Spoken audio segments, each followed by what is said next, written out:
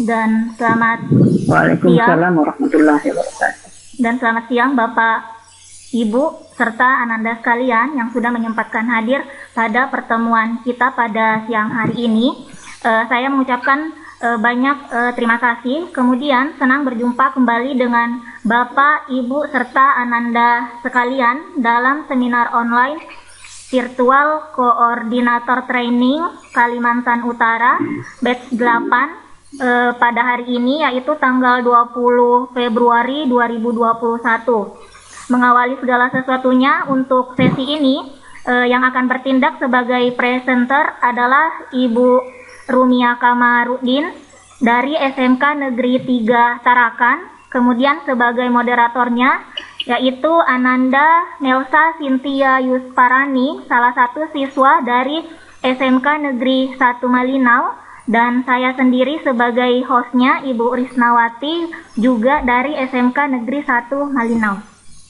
Baiklah Bapak Ibu serta Ananda sekalian, sebelum kita mulai sesi ini, terlebih dahulu saya ingin menyampaikan beberapa peraturan peserta Vikon.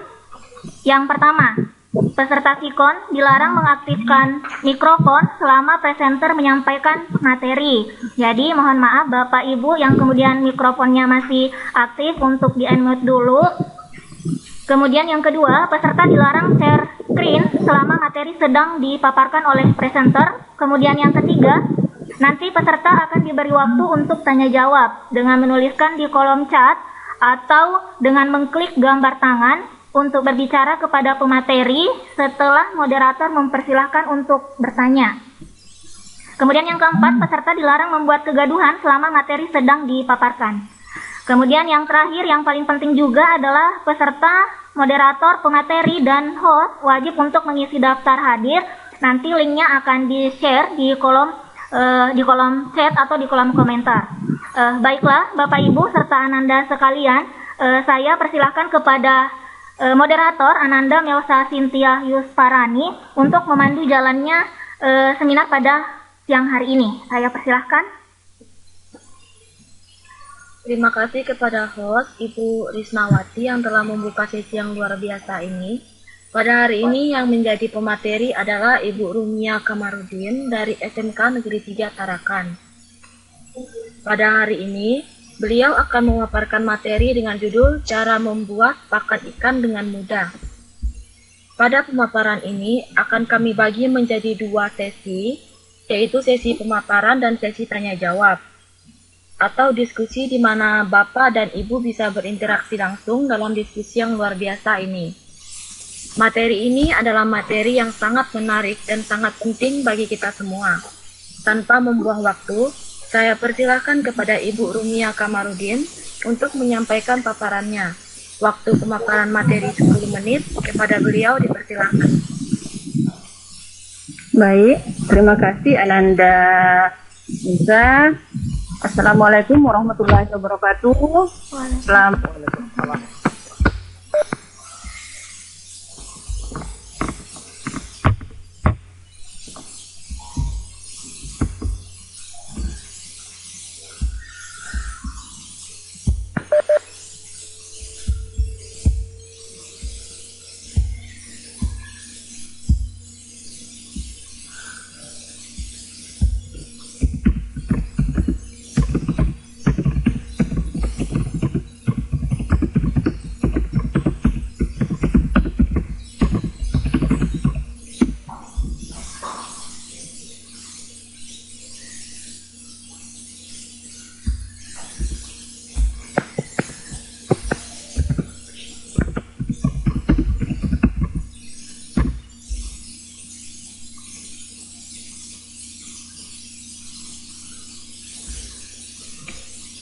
Tolong dicek mic-nya Bu Rumia, suara tidak keluar.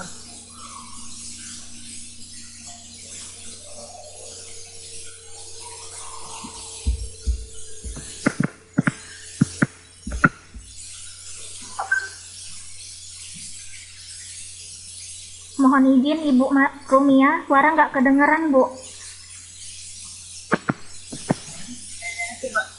Sudah ini kan? Ini yang saya saksikan nih. Ya. Halo, sudah kedengaran, Bu? Ya, baik Bu, sudah kedengaran. Oke, baik. Saya ulangi, alhamdulillah kita panjatkan kehadirat Allah Subhanahu wa taala yang telah memberikan kesempatan kepada kita semua sehingga pada pagi hari ini menjelang siang kita bisa bertemu dalam satu frame, dalam satu room, walaupun kita semua berada di tempat yang sama. Pak Samsudin di Samarinda, Bu Risna dan Melsa di Malinau, kemudian kami ada di Tarakan dan beberapa teman-teman ada di tempat lain, tapi kita disatukan dalam satu frame. Ini adalah salah satu hikmah positif dari pandemi ini. Baiklah Bapak Ibu sekalian, beserta Anda yang saya hormati, izinkanlah saya sebelum menyampaikan materi yang saya akan bawakan, seperti disampaikan tadi yaitu membuat pakan ikan dengan mudah. Izinkanlah saya akan menyampaikan paparan dulu, mengeser, mungkin akan mungkin membutuhkan beberapa waktu ya. Kita tunggu, saya bismillahirrahmanirrahim, semoga bisa tersiar dengan baik.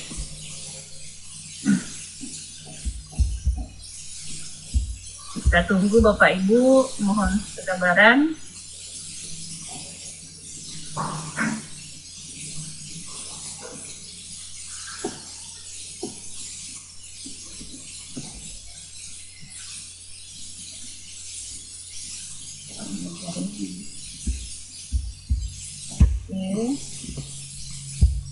Oke Bapak Ibu, sudah muncul?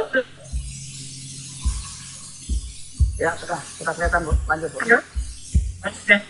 Ya, baik Bapak Ibu sekalian, rekan anakku yang saya hormati, judul saya adalah membuat pakan ikan. Sebelum melanjutkan ke materi berikutnya, alangkah baiknya akan saya menyampaikan sekilas tentang saya sebagai perkenalan. Ya, nama saya Rumia Kamarudin. Sering dipanggil Bu Rum atau Bu Mia oleh teman-teman. Ya, kemudian instansi saya adalah di SMK Negeri Tarakan, seperti yang disampaikan tadi. Sehari-hari saya mengajar sebagai guru ya, guru produktif. Ya, sebagai guru produktif khusus di agribisnis perikanan air tawar. Kemudian alamat rumah saya di Jalan Kusuma Bangsa, RT 15 nomor 28, Gunung Mingkas, Tarakan Timur. Sementara tempat kerja saya di Tarakan Utara, jadi lumayan lama setiap hari ke sana ya, sekitar 22 km. Kemudian nomor HP saya dan nomor Facebook saya ini silahkan kalau misalnya mau ditulis atau mau dilihat, ada bisa menghubungi. Ya baiklah Bapak Ibu sekalian, karena waktu yang diberikan tadi oleh moderator hanya sedikit, hanya sekitar 10 menit ya. Mudah-mudahan tolong moderator diingatkan saya kalau terlalu lama ya. Oke. Baiklah Bapak Ibu, sebelum masuk ke cara pembuatan pakan, terlebih dahulu kita akan melihat dulu seperti apa sih pakan yang dibutuhkan oleh ikan. Ya. Yang pertama, pakan itu harus mengandung gizi ya. Pakan yang kita buat itu harus mengandung gizi, terutama proteinnya.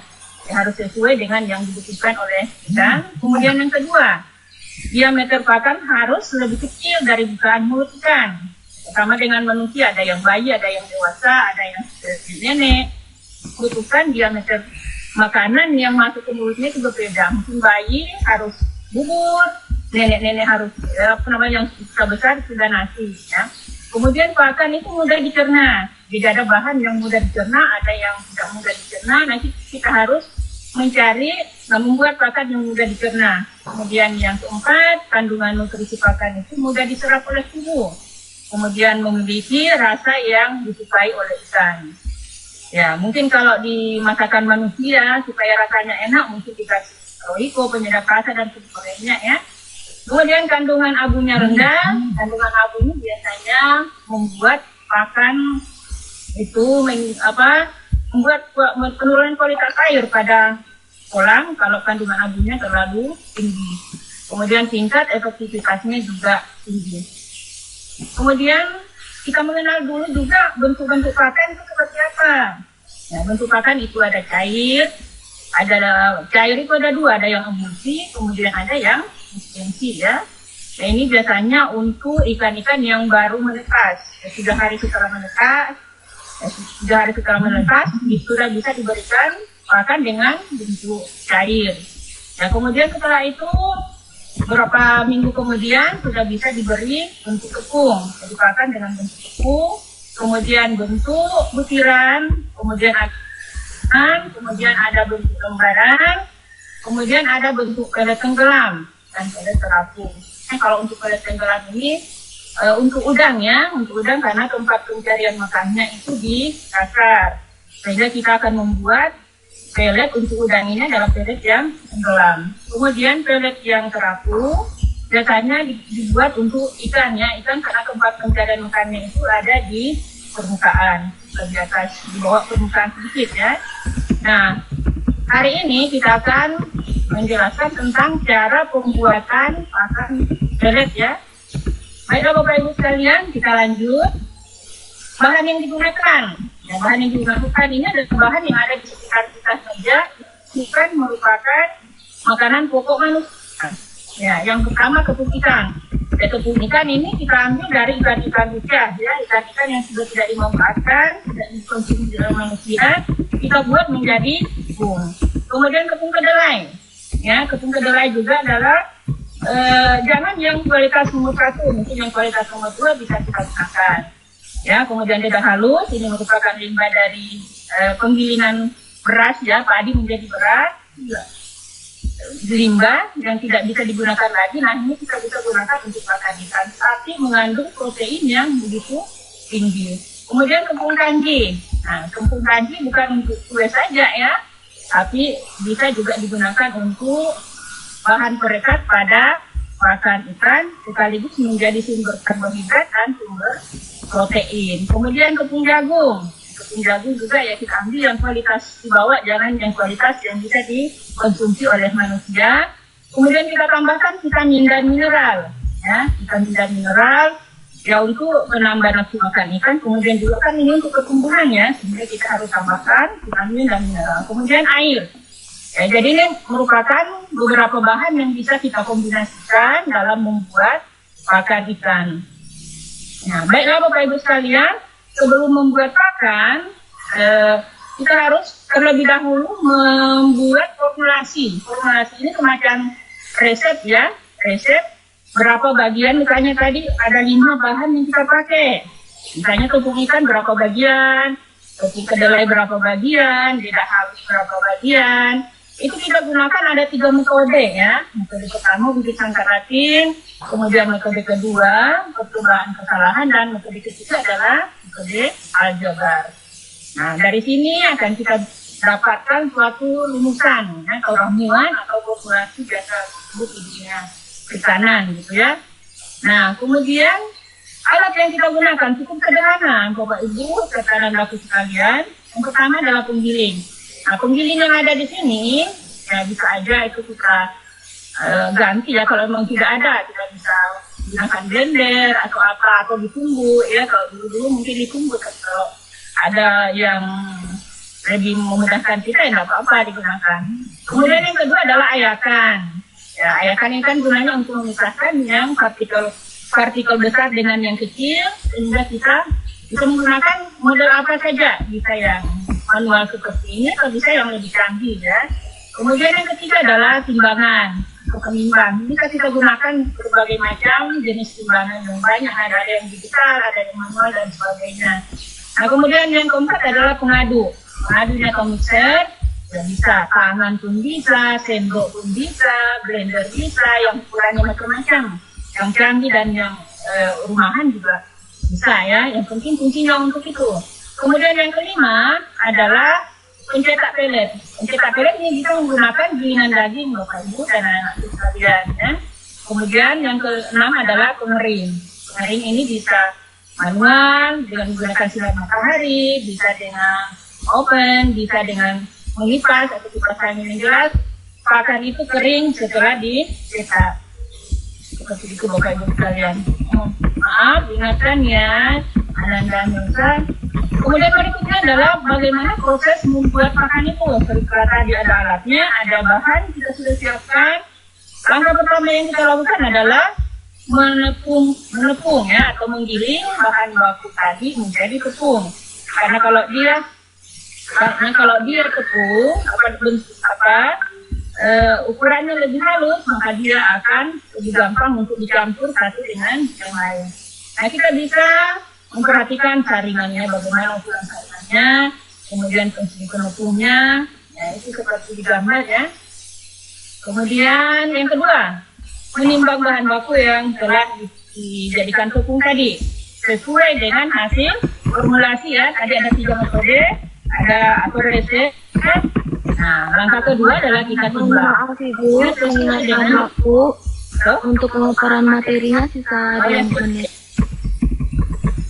Oh siap ya, terima kasih Nisa. Oke, penimbangan. Kemudian yang ketiga, mencampur bahan baku dari jumlah yang paling kecil dulu sehingga homogen ya. Kemudian mengukur bahan baku yang sudah tercampur tadi. Nah, pada pencampuran ini gunakan air ya, bukan hanya dicampur, tapi digunakan air supaya bisa merekatkan. Kemudian dikukus, kemudian baru mencampur vitamin dan mineral yang telah kita siapkan ya. Kemudian selanjutnya langkah ke-6 adalah mencetak pelet seperti yang sudah digambar. Sudah jadi peletnya. Kemudian yang ke-7 kita mengeringkan pakan dengan cara bisa dengan sinar matahari, bisa di oven atau bisa dengan menggunakan kipas ya. Kemudian yang ke-8 atau yang terakhir adalah mengemas pakan yang sudah jadi tadi, yang sudah kering. Harus keringnya minimal atau maksimal 12% kadar airnya ya, sehingga bisa disimpan dan aman ya.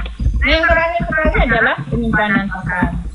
Ya, penyimpanan ini kita harus lakukan dengan baik sehingga tidak terjadi kerusakan pada pakan. Ya, ruang penyimpanannya, bagaimana pengemasannya, semuanya kita harus perhatikan termasuk kadar air. Ya, saya kira cukup ya presentasi kali ini. Kita nanti akan banyak mengupas tentang pakan ikan ini pada sesi tanya jawab. Selanjutnya saya serahkan dulu kepada Nanda Bangsa sebagai moderator. Terima kasih. Wassalamualaikum warahmatullahi wabarakatuh.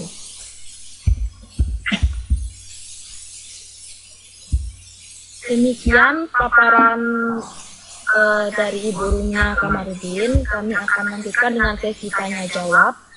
Baiklah, kepada Bapak dan Ibu serta peserta yang ingin bertanya dipersilahkan menyalakan mikrofon atau menulis pertanyaan pada kolom chat.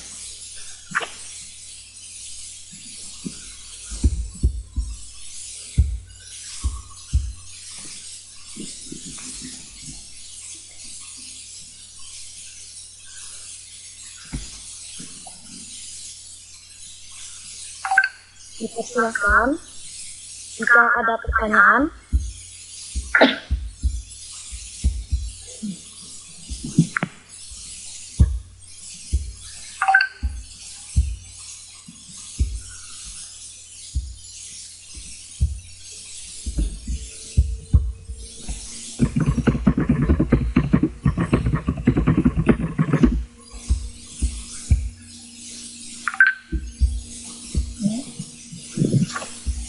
baik, jika tidak ada,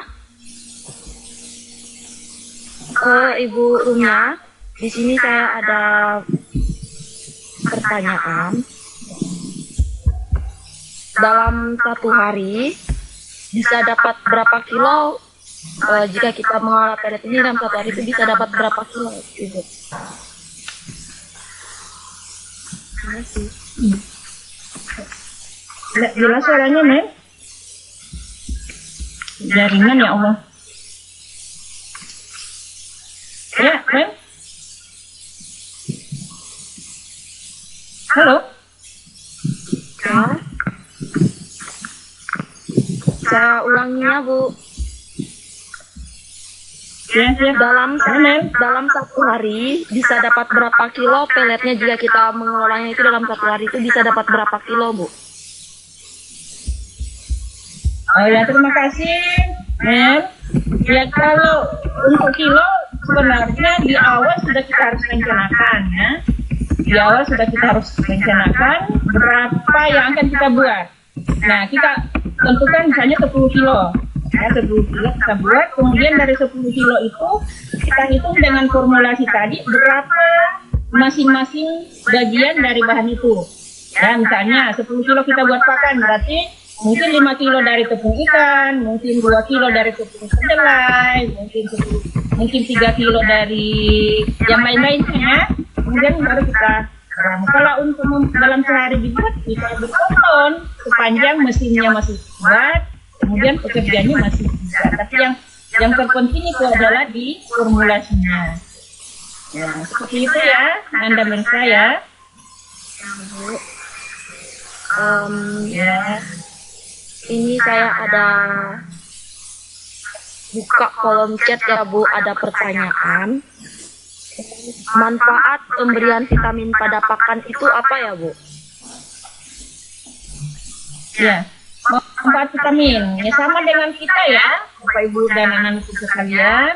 Sama dengan kita manusia bahwa ikan juga membutuhkan vitamin dan mineral dalam pertumbuhannya. Makanya makanan untuk ikan sama makanan untuk manusia itu sebenarnya prinsipnya sama, membutuhkan nutrisi yang lengkap untuk pertumbuhannya. Jadi vitamin ya sama seperti kita untuk apa ya? Vitamin itu kira-kira untuk apa Mel?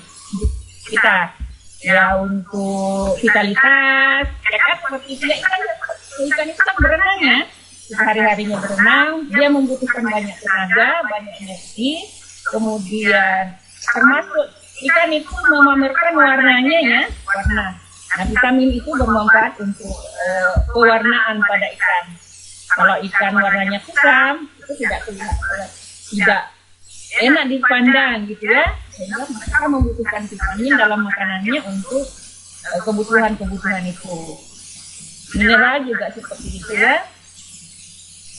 Jadi anggaplah ikan itu sebagai manusia pada saat kita membuatkan pakan. Apa yang dibutuhkan oleh manusia sebagai makhluk hidup, itu juga yang dibutuhkan oleh ikan dalam pakannya. Oke, terima kasih. Ada lagi, Nen? Ada Ibu, ada satu lagi yang terakhir. Apa ciri-ciri pakan yang siap dikonsumsi ikan? Mengingatkan kembali untuk Bapak Ibu peserta, link untuk absen udah di share di chat ya, harap isi. Oke, ciri-ciri pakan yang siap dikonsumsi ya? Ya Mel, lagi pertanyaannya? Ya, makasih. Ya, jadi pakan yang siap dikonsumsi adalah pakan yang sudah apa ya? Mungkin kalau pelet berarti sudah kering atau sudah tercampur dengan beberapa bahan yang kita sudah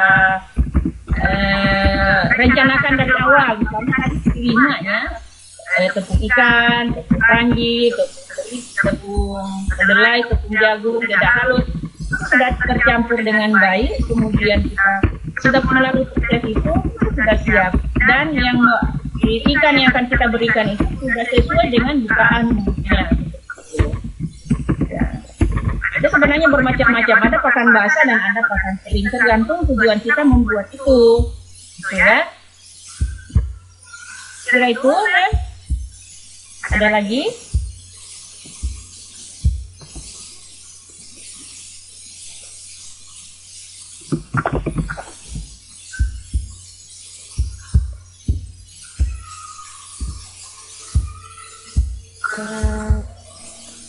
Tidak ada Ibu. Mengingat waktu, jika masih ada pertanyaan nanti jawab offline saja ya.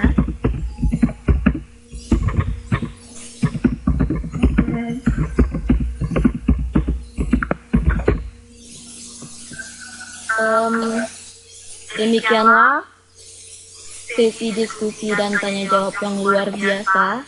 Sebelum sesi ini ditutup, saya persilahkan kepada pemateri untuk menyampaikan kesimpulan. Silahkan kepada Ibu Rumia Kamarudin untuk menyampaikan kesimpulannya. Oke, makasih Mel. Baik Bapak Ibu dan anak-anakku sekalian, sebagai kesimpulan kita pada pagi hari ini, tidak terlalu banyak ya. Cukup saya menyampaikan bahwa marilah gemar mengkonsumsi ikan, ya, mengkonsumsi ikan, terutama di zaman sekarang, di mana penyakit begitu banyak ya. Jadi untuk meningkatkan daya tahan tubuh, ya, dengan murah meriah ikan di pasar kita bisa dapatkan. Ya.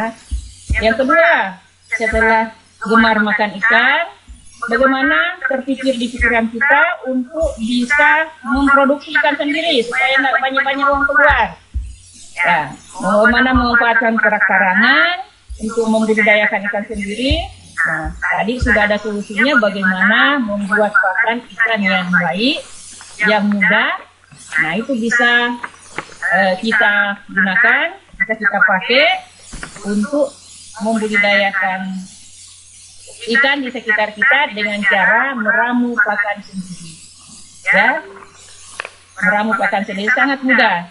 Dan semua bahan yang ada di sekitar kita itu sudah tersedia tanpa harus beli, mungkin bisa apalagi di Kota Tarakan, kemudian di kota-kota lain di Kalimantan Utara juga ini kan banyak tambak ya, banyak tambak sehingga banyak sisa-sisa ya, sisa-sisa industri perikanan yang harusnya dibuang kita manfaatkan sebagai bahan untuk membuat pakan buatan. Kemudian pakannya kita bisa gunakan untuk pakan ikan yang kita budidayakan tadi. Jadilah kita swasembada ikan ya, bukan swasembada pangan, tapi khusus swasembada ikan. Terima kasih. Itu aja yang saya bisa sampaikan di akhir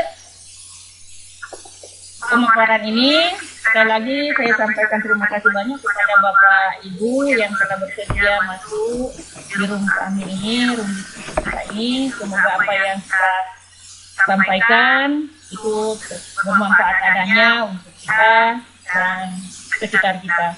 Saya akhiri pemaparan ini dengan ucapan wabillahi taufiq wal hidayah. Wassalamualaikum warahmatullahi wabarakatuh. Selamat pagi dan salam sejahtera untuk kita semua. Saya kembalikan ke moderator Ananda Hisa. Demikianlah kegiatan kita hari ini. Terima kasih atas perhatian Bapak Ibu semua yang berada dalam room ini. Dan selanjutnya saya kembalikan kepada Ibu Risnawati sebagai host. Silakan.